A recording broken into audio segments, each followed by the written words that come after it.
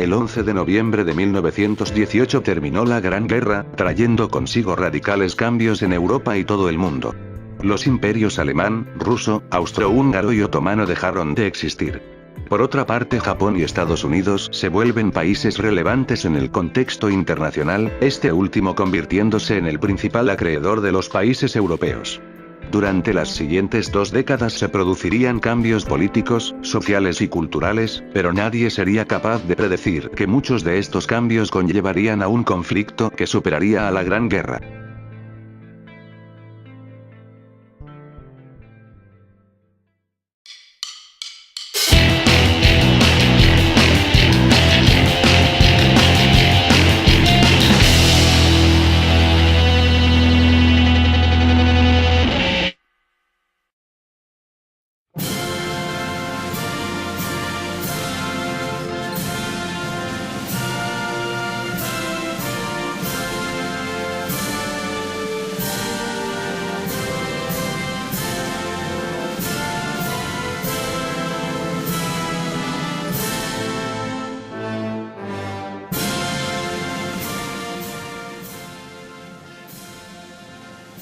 Saben. Como persona de izquierda que soy, me siento un poco obligado a hablar sobre lo que es el marxismo, cuáles son sus corrientes principales, qué lo diferencia del anarquismo y de la socialdemocracia, y sobre cómo la palabra socialismo ha sido tan manoseada a lo largo de la historia. Pero eso me tomaría tanto tiempo que prefiero dejarlo para un video aparte, por lo que trataré de no hablar tanto sobre la teoría comunista y me centraré en los hechos. Pero bueno. Mejor partamos con la situación de Rusia previo a la Gran Guerra. La Rusia zarista era una monarquía absoluta, con una economía preindustrial y semifeudal y una sociedad estamental, separada en la nobleza, una pequeña clase media y algunos intelectuales, un incipiente proletariado y un abundante campesinado. La situación de la economía rusa estaba muy atrasada en comparación a las de otras potencias, como la estadounidense, la alemana, la francesa o la inglesa.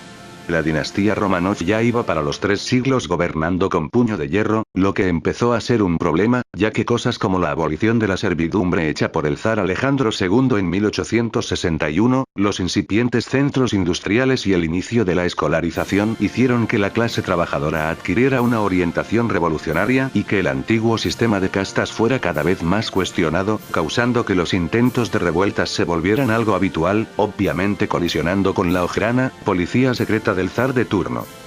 Podríamos hablar de los zares previos a la Revolución de Octubre, partiendo de la mano de hierro de Nicolás I, pasando por las ideas liberales del ya mencionado Alejandro II, y continuando con la vuelta a la mano de hierro por parte de Alejandro III. Pero creo que sería más práctico dejarlo en que la situación social, económica y política en Rusia fue empeorando hasta llegar al reinado del zar Nicolás II. La primera revolución rusa fue en 1905, gatillada por la derrota en la guerra contra Japón, siendo duramente reprimida por Nicolás II. Para este punto las ideas liberales ya habían tomado una enorme fuerza, criticando a la monarquía absoluta como sistema de gobierno, desplomando la popularidad de la corona y la corte. En paralelo surgieron movimientos marxistas y anarquistas que, junto a los liberales, conformarían los principales partidos políticos de la Duma, la cual era el órgano legislativo de la Rusia zarista, que en la práctica era una institución de adorno, ya que no hacía nada para limitar el poder del zar. De hecho, el zar la constituyó 4 veces. De todos los partidos el que tomaría las riendas de la posterior revolución sería el Partido Socialdemócrata Obrero Ruso, un partido de orientación marxista que tenía su base electoral en los trabajadores de los principales centros urbanos del país. Estaba dividida en 2 facciones: los mencheviques y los bolcheviques. Para no entrar a hablar sobre los que es el comunismo y el capitalismo, trataré de simplificar las cosas. No es sorpresa para nadie de que el comunismo tiene como objetivo la eliminación del capitalismo y la instaurar una nueva sociedad, pero hay cierta discusión sobre las condiciones que son necesarias para instaurar un orden socialista. De seguro habrán oído hablar de Karl Marx, ya que es el filósofo a quien se le asocia como el padre del comunismo. Él creía que la historia seguía un determinado orden, el cual no podría ser cambiado por ningún motivo por razones que no tengo tiempo de explicar, y en ese orden una sociedad debía ser capitalista para que se pudiera hacer una revolución socialista, y en el caso de no ser así, una revolución socialista sería imposible. Ya dijimos que Rusia era un imperio muy atrasado en comparación a Alemania, Francia o Inglaterra, ya que tenía una economía feudal y un tejido industrial muy pobre, a diferencia de los países ya mencionados que tenían un capitalismo avanzado, por lo que Marx jamás habría pensado que en Rusia podría realizarse una revolución socialista. Ante esta situación los mencheviques argumentaban que Rusia no debía enfocarse a una revolución socialista, sino que debía pasar por un período de desarrollo capitalista antes de hacer la revolución. Pero, por otro lado, los bolcheviques decían que era posible hacer una revolución socialista en Rusia si se tomaba ventaja de las agitaciones sociales por las cuales estaba pasando el imperio. De a poco la situación económica fue empeorando y el clima político fue tensándose cada vez más, alcanzando su punto más alto debido a la entrada de Rusia en la Primera Guerra Mundial. Definitivamente el ejército ruso no estaba preparado para entrar al conflicto. Su ejército estaba mal armado, alimentado y organizado, por lo que para solucionar esto los obreros eran explotados para aumentar la producción bélica y los campesinos integraban al ejército. Recordemos que al principio se pensaba que la guerra mundial iba a ser corta, pero a medida que se comenzó a alargar y no se veía su fin acercarse era de esperarse que la gente comenzara a perder la paciencia, comenzando así la revolución en febrero de 1917 con una huelga de las trabajadoras textiles de San Petersburgo que exigían mejoras salariales, a la cual le siguió otra protesta encabezada por los obreros de la misma ciudad. Ante esta situación el zar abdica y se crea un gobierno provisional. Este gobierno provisional fue encabezado por el liberal Giorgilov, quien terminó protegiendo los intereses de la aristocracia, por lo que no tardó mucho en que lo sacaran de su puesto. Pero si hay algo destacable de este periodo fue la unión de obreros y campesinos en los soviets, que eran asambleas en las que cualquiera podía participar, para exigir la salida de Rusia de la Primera Guerra Mundial, una reforma agraria y una mejora en la economía. Luego comenzó el gobierno provisional del menchevique Kerensky, quien llamó a una asamblea constituyente y nombró como comandante del ejército al general Kornilov, general que lo traicionaría provocando su salida de la presidencia y una crisis política que conllevaría la toma del poder por parte de los bolcheviques. Entonces se da inicio a la Revolución de Octubre, dirigida por Lenin, Trotsky y Stalin. Pueden que fueran una facción minoritaria, pero controlaban los soviets más importantes de Rusia, los de San Petersburgo y Moscú. Además, la desilusión que tuvo la gente con los anteriores gobiernos por no haberse acogido sus demandas hizo que el eslogan bolchevique de paz, pan y tierra calara hondo. En este período se repartió la tierra a los campesinos por medio del decreto de la tierra, se suprimen los títulos de nobleza, se da igualdad jurídica a la mujer, se declara que la Iglesia se separa del Estado y se firma el armisticio con Alemania firmando el Tratado Brest-Litovsk, entregando territorios que iban desde Finlandia hasta Ucrania. Pero por otro lado se prohíben las huelgas, se autoriza el allanamiento de los domicilios y se crea la Cheka, policía política destinada a eliminar a los disidentes al interior del partido. Posteriormente se iniciaría una guerra civil en 1918, en la que se enfrentarían dos facciones. Por un lado tenemos al Ejército Rojo, comandado por Trotsky, y por otro al Ejército Blanco, en el que estaban todos los que no fueran bolcheviques apoyados por potencias como Francia, Inglaterra y los Estados Unidos, que temían la existencia de un país socialista. Esta terminaría con la victoria del Ejército Rojo en 1920. Posteriormente, en el plano político, al triunfo de la guerra civil el Partido Comunista se instaura como el único partido político en Rusia. Y por el lado económico Lenin decide realizar la nueva política económica, que consistía en una economía mixta en la cual la mayor parte del proceso económico iba a quedar a cargo del Estado, quedándose con la industria, el comercio exterior, los transportes, los recursos energéticos y la banca, y una menor parte en manos de negocios privados. Este período de cambio culminaría con la creación de la Unión de Repúblicas Socialistas Soviéticas en 1923.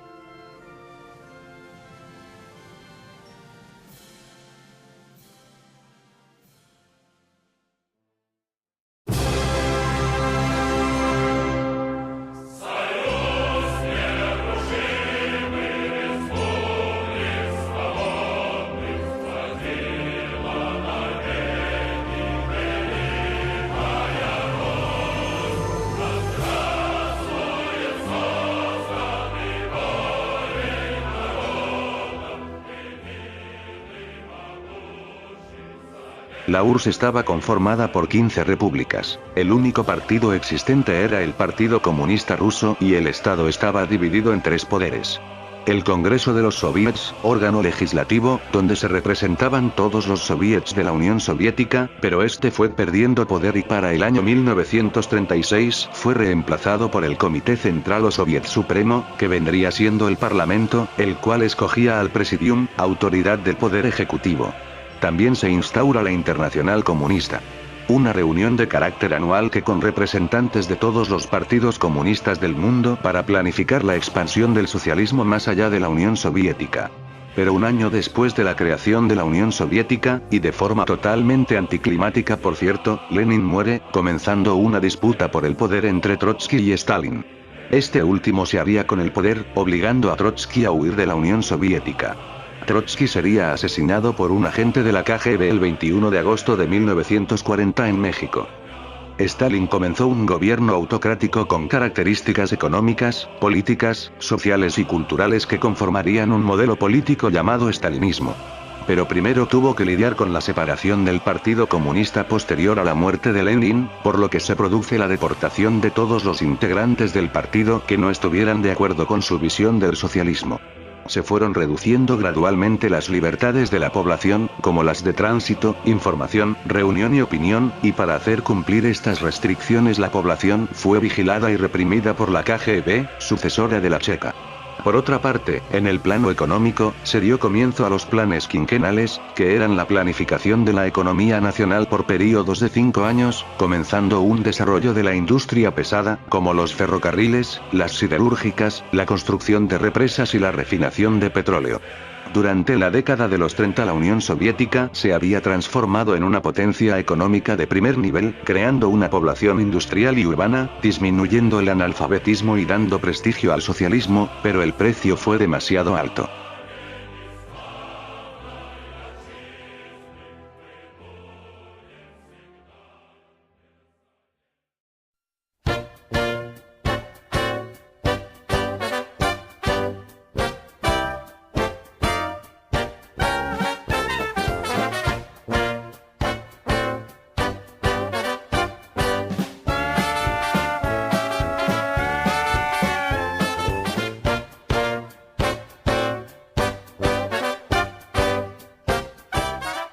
Los locos años 20 fue un período en la historia de gran bonanza económica para las potencias que habían ganado la Gran Guerra, pero de todas ellas la que obtuvo los mayores beneficios fue los Estados Unidos, ya que era el principal acreedor de los países europeos.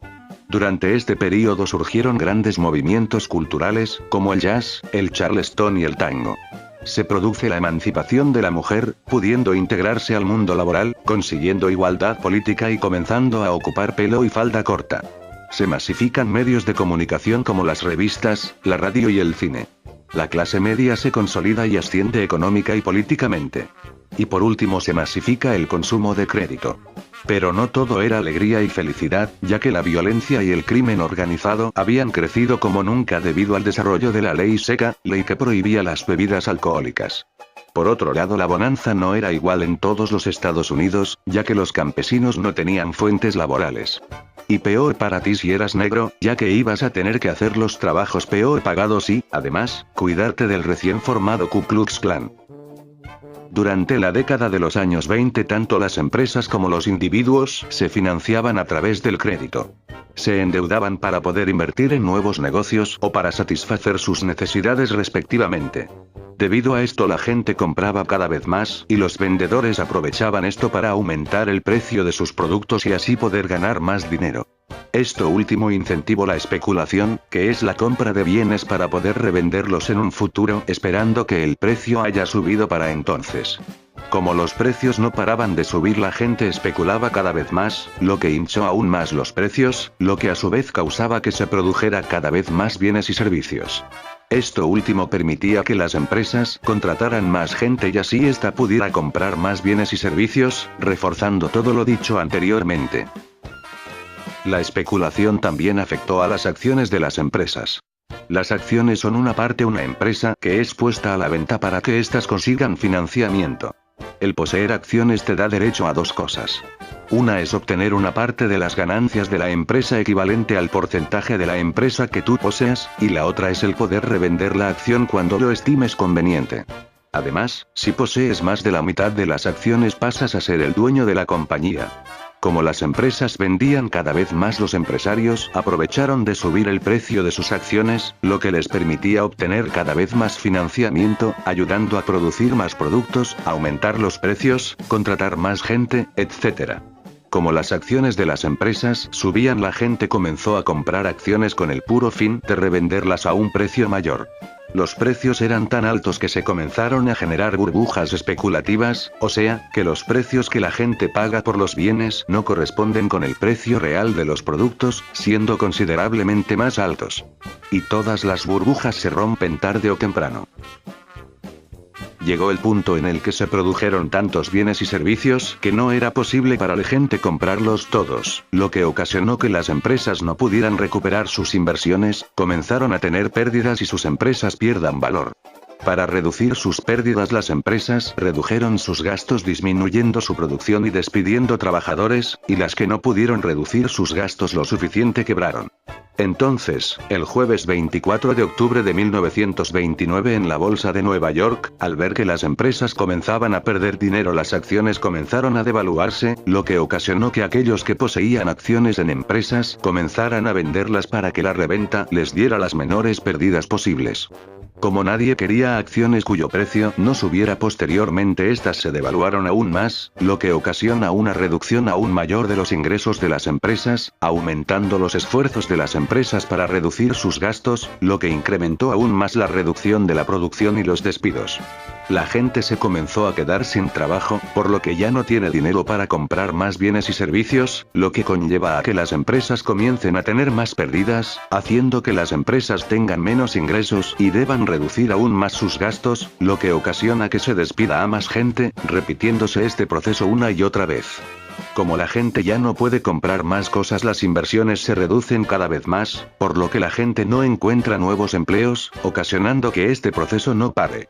Como la gente y las empresas dejaron de ganar dinero, no pudieron devolver los préstamos a los bancos, lo que ocasiona que quiebren 5.000 de estos, y como los bancos son los que generan crédito, la economía cayó en un estancamiento total.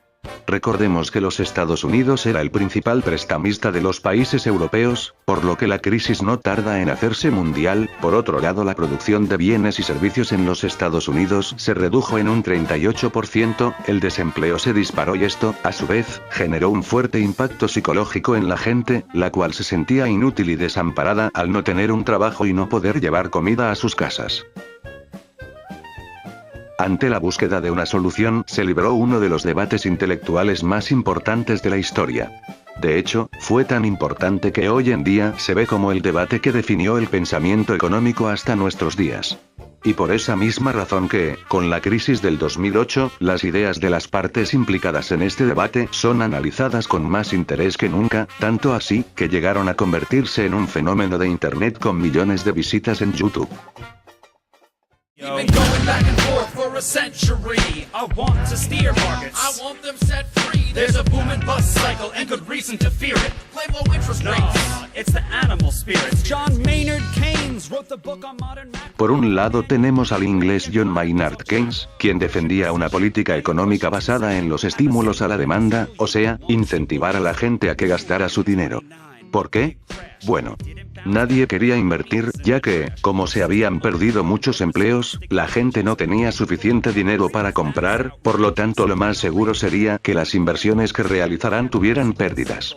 Como no había nuevas inversiones, no se generaban nuevos puestos de trabajo, y como no se generaban nuevos puestos de trabajo, la gente no puede gastar, lo que no anima a los empresarios a invertir, haciendo que la economía no pueda recuperarse.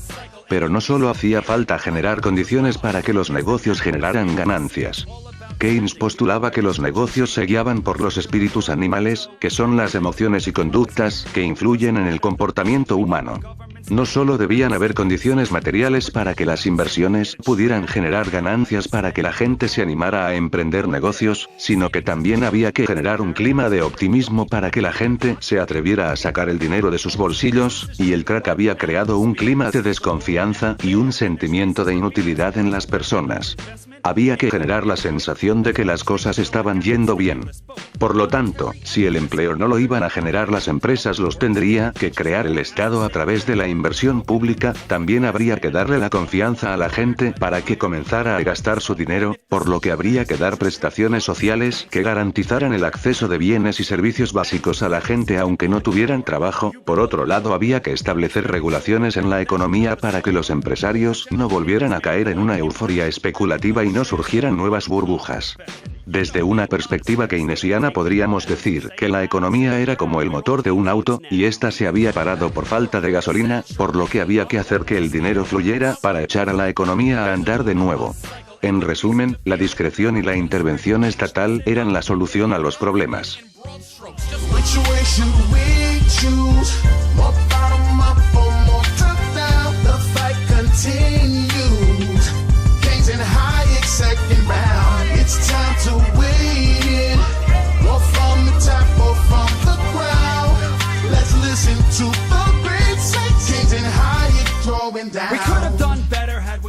Y por otro lado tenemos al austríaco Friedrich von Hayek, quien se oponía totalmente a la intervención estatal, defendiendo la idea de que el gobierno debía dar un paso atrás y dejar que la economía se arreglara sola. Hayek creía que se podía hacer un paralelo entre un ecosistema y la economía. En el primero, distintos organismos interactúan entre ellos y su entorno, manteniendo al planeta vivo mediante un delicado equilibrio entre las partes que lo conforman. Mientras que en el segundo hay un conjunto de individuos que establecen acuerdos para conseguir dinero y así poder satisfacer sus necesidades o invertirlo para así poder ganar más dinero, produciéndose equilibrios que fijaban los precios de los productos, la cantidad que debe producirse de los mismos y los intereses que se cobraban por los préstamos. Entonces, ¿por qué llegamos al crack del 29? Bueno, Hayek culpaba de todo a la Reserva Federal, que es la entidad que se encarga de la política monetaria en los Estados Unidos y el equivalente al Banco Central de muchos otros países, ya que había bajado las tasas de interés, es decir, bajó el valor máximo de los intereses que podían cobrar los bancos por sus préstamos. Y de la misma forma que las intervenciones del ser humano en la naturaleza rompen los equilibrios de esta, era de esperarse que estas interferencias de la Reserva Federal en la economía traerían problemas. Los préstamos baratos conllevaron a un aumento en las inversiones, iniciándose la prosperidad de los años 20, pero estas son inversiones que no se hubieran hecho si la Reserva Federal no hubiera intervenido. Este aumento artificial en la inversión conllevó a la especulación, iniciándose el proceso que ya explicamos, conllevando a una descoordinación entre la cantidad producida, la cantidad que se compraba y la inflación, concluyendo en el crack del 29. ¿Cuál era la solución? Dejar que la economía se arregle sola. No podías esperar que la intervención en la economía arreglara los problemas si fue lo que ocasionó el problema en primer lugar. Lo mejor era dejar a la economía sola y esperar a que ésta recuperara sus equilibrios. El debate concluyó con un claro ganador. Los políticos se inclinaron por la propuesta de Keynes, ya que si eres un político que planea ganar las siguientes elecciones, no te puedes permitir tener a la gente desempleada. La perspectiva del inglés les entregaba a los políticos herramientas para poder cambiar la situación de la gente, a diferencia de la visión del austríaco que no les permitiría actuar. Solo esto sería suficiente para comprender por qué los políticos obedecieron las recomendaciones keynesianas, pero hay una parte de la historia que también es fundamental al momento de explicar el triunfo de Keynes.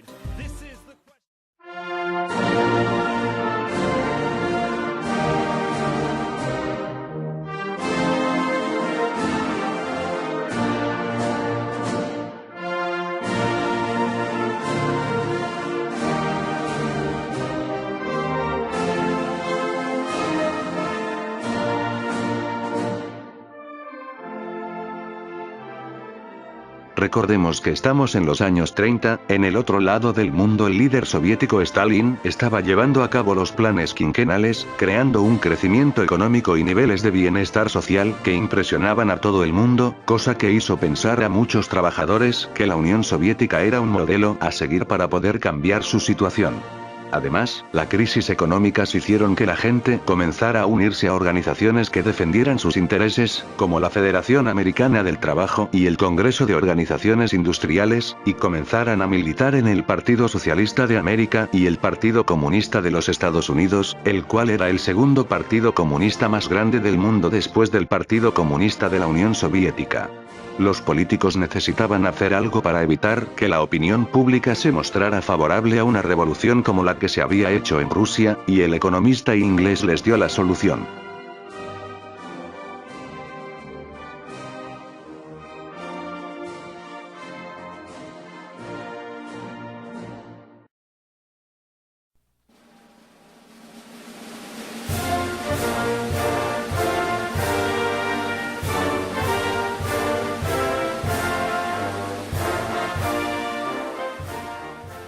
Por todo lo dicho anteriormente, el presidente demócrata Franklin Delano Roosevelt se vio en la necesidad de ejecutar las políticas necesarias, pero para eso necesitaba recursos de los que no disponía, por lo que para arreglar su situación el presidente trató de buscar un acuerdo con las más grandes fortunas de los Estados Unidos para subir los impuestos que les cobraría ofreciéndoles un nuevo trato, en inglés New Deal.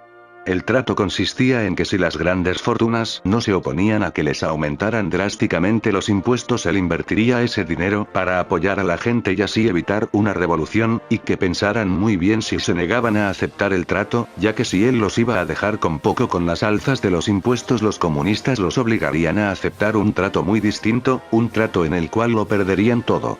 No todos los empresarios colaboraron con Roosevelt. Los que sí lo apoyaron se acercaron al Partido Demócrata, mientras que los demás apoyaron al Partido Republicano. A pesar de este conflicto, el presidente logró conseguir el apoyo suficiente para implementar el New Deal, comenzando un período en el que el Estado intervendría en la economía estadounidense. Durante este período se realizaron programas de creación de empleo mediante la creación de infraestructuras públicas, en otras palabras, el Estado comenzó a construir carreteras, puentes, y los que se le ocurriera para crear empleo. Como decía Keynes, si el Estado tiene que contratar a gente que haga agujeros en el suelo que no sirven y luego tiene que recontratarlos para que tape esos mismos agujeros con tal de crear empleo, que lo haga. Por otro lado, se creó la Ley Nacional de Relaciones Laborales, que protegía a los sindicatos de las represalias que podían tomar los empleadores cuando hicieran huelgas. También se creó el Sistema de Seguridad Social, sistema que garantizaban ingresos a los que no pudieran encontrar trabajo, una pensión para los que tenían más de 65 años y otras cosas que se agregarían en un futuro, como el acceso a la salud, siendo un predecesor de lo que en el futuro conoceríamos como el estado del bienestar. Y por último, la regulación de la economía, que buscaban impedir otro colapso. Estos cambios convirtieron a los Estados Unidos en una economía mixta en la cual participaban tanto el Estado como los privados, además de comenzar un período de pragmatismo económico junto a los demás países de Europa, que también se había visto gravemente afectados por la crisis económica. El pragmatismo económico, también llamado proteccionismo económico o nacionalismo económico, consiste en la protección de la industria local mediante los impuestos que se cobran a las importaciones, o sea, si las empresas extranjeras quieren vender algo dentro del país, tendrán que pagarle al Estado para que éste se los permita, así se obliga a las empresas extranjeras a subir los precios y dificultas su competencia con las empresas nacionales. De esta forma evitas que las empresas del país pierdan la competencia contra las empresas extranjeras y conservas el empleo. Por otro lado, la crisis económica había llevado a que la población europea buscara ayudas económicas a cualquier precio, poniéndose en duda la democracia y al sistema capitalista, dando paso al último tema del video.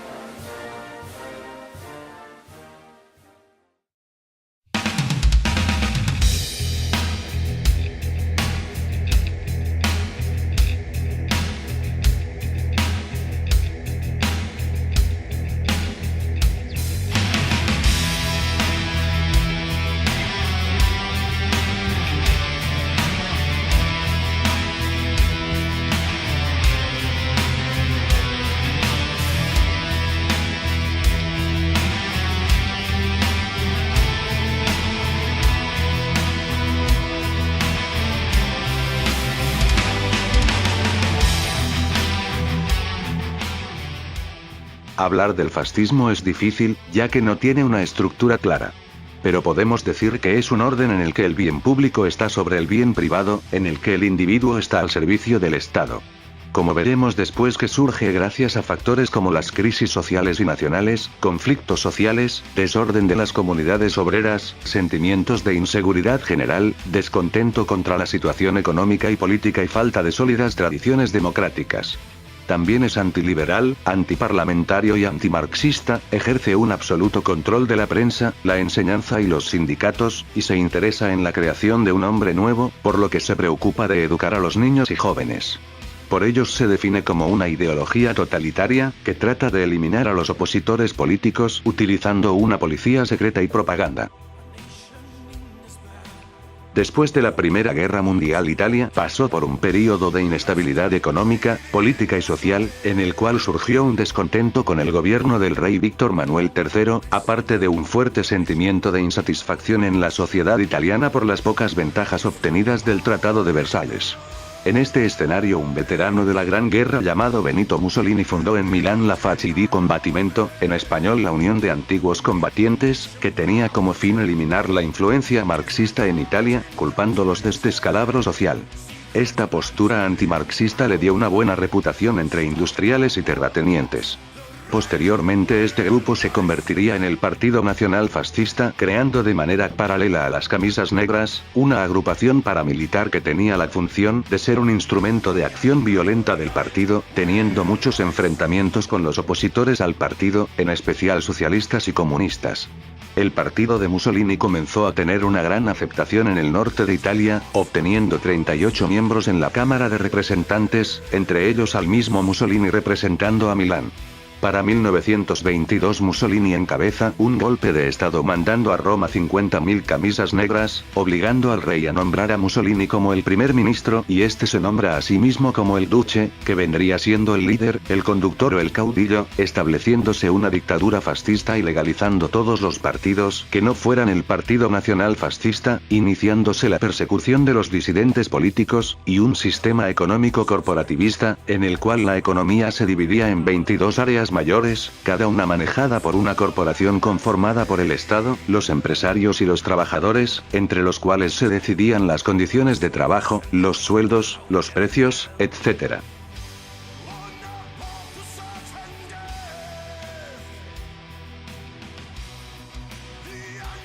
Por su parte, Alemania pasó por varios cambios después de su derrota en la Primera Guerra Mundial. En el aspecto político, el Imperio Alemán pasa a ser la República de Weimar, una república federal del tipo semipresidencialista, en la cual Parlamento elige al presidente y este al canciller. Mientras que en el aspecto económico la república enfrentaba una situación muy difícil.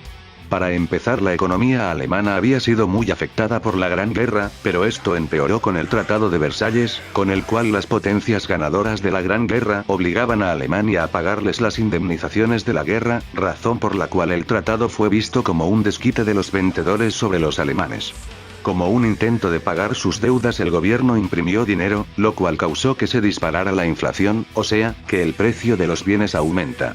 Esto es un problema, ya que conlleva a que la gente no pueda comprar tantas cosas como antes, empeorando la calidad de vida de la gente. La inflación se disparó hasta tal punto que fue calificada de una hiperinflación. Y para terminar de rematar a los alemanes, ocurre una crisis económica en los Estados Unidos que se expande a Europa. En resumen, la economía alemana no podía estar peor. El empeoramiento de las condiciones de vida de la gente conllevó a varios intentos de revoluciones socialistas, pero fracasaron. En este contexto, en la ciudad de Nuremberg, Adolf Hitler, líder del Partido Nacionalsocialista Obrero Alemán, entró al escenario político presentándose como la solución a los problemas del pueblo alemán.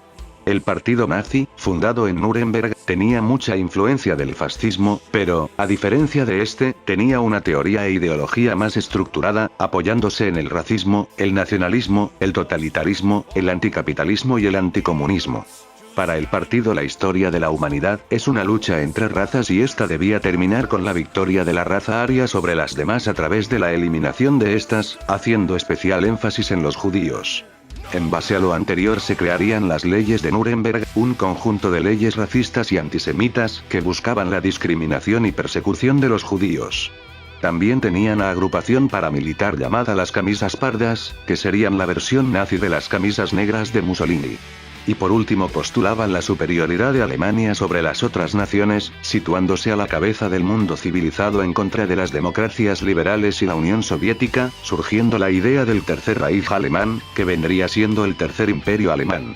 Con estas ideas Hitler llega al poder en 1933 con el cargo de canciller del Reich, y con la muerte del presidente Hindenburg, quien había ocupado la presidencia durante la mayoría de la República de Weimar, Hitler logró conseguir el poder total de Alemania, terminándose así la República de Weimar y fundándose la Alemania nazi.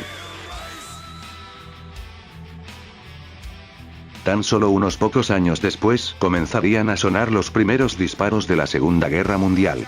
En el contexto del alzamiento del fascismo, Stalin había mandado a los partidos comunistas de todas partes del mundo a formar frentes populares, alianzas entre partidos de izquierda creadas para impedir el avance del fascismo. Se formaron muchísimos frentes populares, pero el que nos interesa es el Frente Popular Español, conformado por socialistas, comunistas y anarquistas que al llegar al poder en 1931 proclamó la Segunda República. Pero no duró mucho, ya que se formó un grupo político que buscaba derrocar a los republicanos, y para 1936, tras un fallido golpe de Estado, las tropas del general Francisco Franco comienzan una invasión desde Marruecos siendo apoyado por Hitler y Mussolini, quienes probaban el armamento que sería utilizado en la Segunda Guerra Mundial. Por otro lado, los republicanos no consiguieron apoyo de Francia o Inglaterra, ya que éstas tenían una política de no intervención, o sea, cada país a lo suyo, pero sí consiguieron el apoyo de la Unión Soviética a través de las Brigadas Internacionales, que eran unidades militares compuestas por voluntarios que provenían de distintos países del mundo. La batalla concluyó en 1939 con la victoria de Franco, iniciando una dictadura que terminaría con la muerte del mismo en 1975.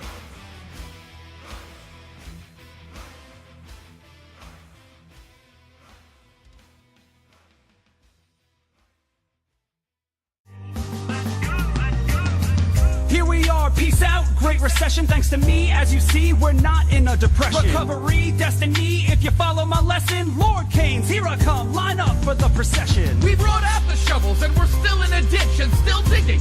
Don't you think it's time for a switch from that hair of the dog? Friend, the party is over. The long run is here. It's time to get sober. Are you kidding? My cure works perfectly fine. Have a look, the Great Recession ended back in '09. I deserve credit, things would have been worse. All the estimates prove it, I'll quote chapter and verse. Econometricians, they're ever so biased. Are they doing real science or confirming their bias? Their Keynesian models are tidy and neat, but that top-down approach is a fatal conceit. Oh. Which way should we choose? More bottom up or more top down? The fight continues. Keynes and Hayek second round. It's time to win. Or from the top or from the ground. Let's listen to the great saints. Keynes and Hayek throwing down. We could have done better had we only spent more. Too bad that only happens when there's a world war. You can carp all you want about stats and regression. Do you deny World War II cut short the Depression? Wow, one data point and you're jumping for joy. The last time I checked...